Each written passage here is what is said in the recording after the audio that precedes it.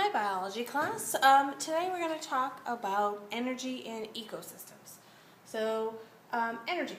Energy is the stuff that powers all living organisms here on our planet. Energy that we use comes from three main sources. The first is the sun, second is deep sea vents, and the third are hot springs like Old Faithful in Yellowstone Park. So what about wind energy and the different forms of energy that you might talk about in environmental science? Well, those are not used by organisms for their energy, but they're used by us to create energy for the things we need. So they are energy, but we're not talking about those types of things today.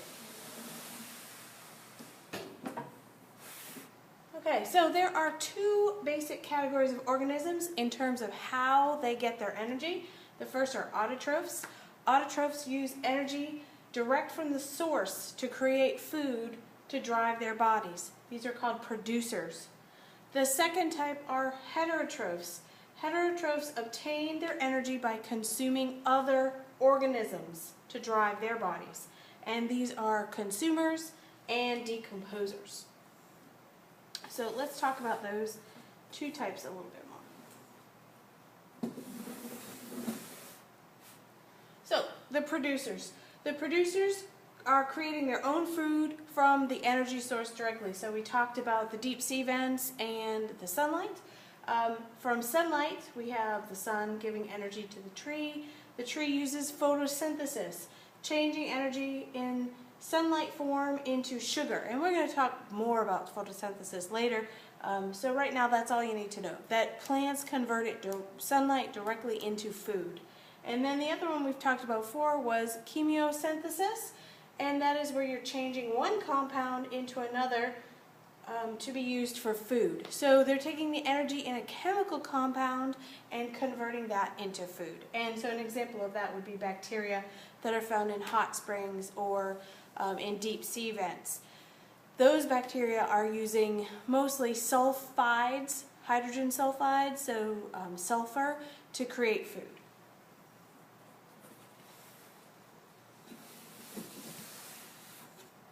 Okay, consumers. Consumers consume other organisms for their energy, and we have lots of different types of consumers. And this isn't a complete list, but this is the list that we're going to talk about today. So we have herbivores, they eat only plants.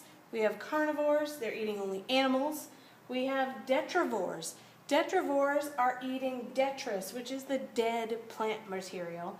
And we have omnivores, which are eating both plants and animals. And sometimes the dead material too.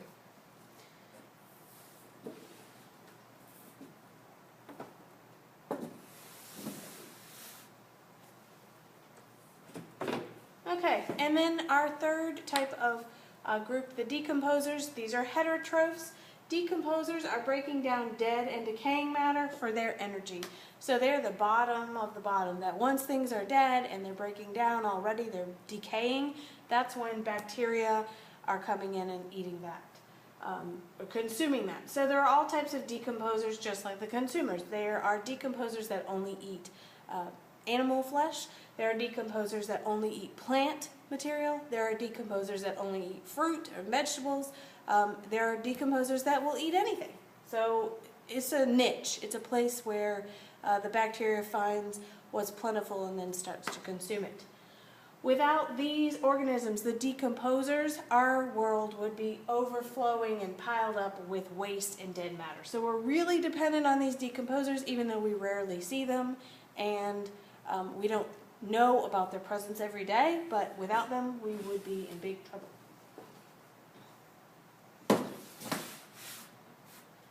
Okay, so let's talk about what happens with energy within a system. And that was a board falling on my head. Ow.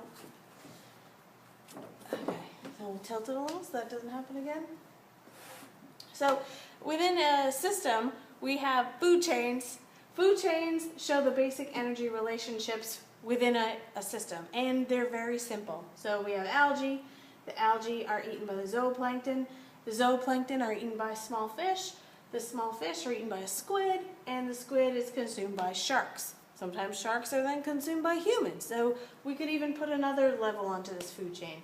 It's very simplistic. It shows one way that energy moves through the system. Then we have food webs.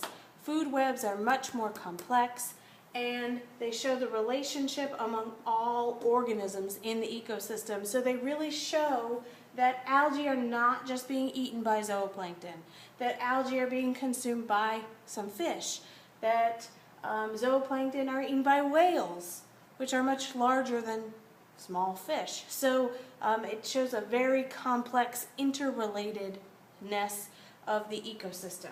So there's not just one producer in a food web. There are many consumers eating the same producer and many organisms competing for the same resources in our food webs.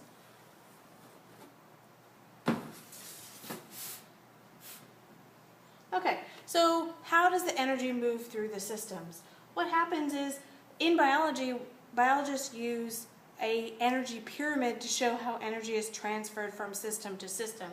One of the ways that you could do that is you shows the movement of energy through the levels of producers and consumers. So at the bottom of our pyramid, we have our producers. They're getting energy directly from the sun. The producers have 100% potential energy. First level consumers consume producers. So a cow eats grass. The grass came from the sun. That first level consumer only gets 10% of its energy from the grass. It has to eat quite a bit of grass because it doesn't get a lot of energy. It doesn't get all the energy that's in the grass. The second level consumer then eats the first level consumer, and it only gets a little bit of the energy from the first level consumer. It gets 1/10 of the energy, so it gets 1% of the original energy. So it has to eat quite a bit of first level consumers to provide for its energy. And then as we go up, we have a third level consumer. The third level consumer only gets 0.1% of the possible energy, and it has to eat quite a bit of food in order to get enough for its energy needs. So where does all of that energy go? That energy goes out as heat. And so at every level, there's energy being lost back into the environment in the form of heat. That we can't consume 100% of energy at each level. These are called trophic levels, and they show the relationship of energy as it moves through the system. So that's all we're going to talk about today for energy in the ecosystem. Thanks, and have a great day.